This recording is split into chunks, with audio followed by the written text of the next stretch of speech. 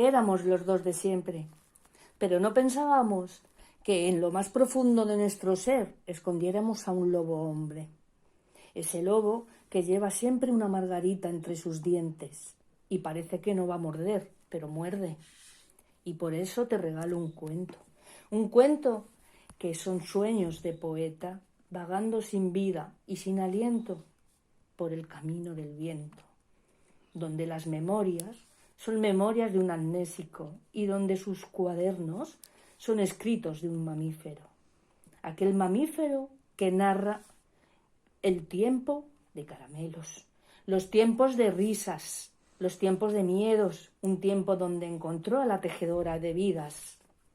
que le ayudó a reparar su alma y reescribir otra historia en un libro de destrucciones,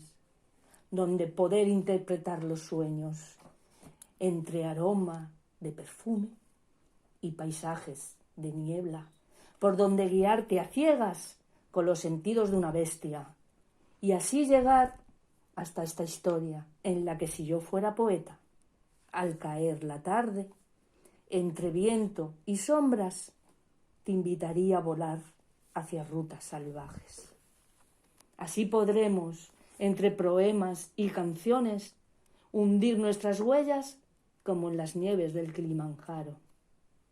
Es un diario, mi diario, el diario de un adolescente más allá del bien y del mal,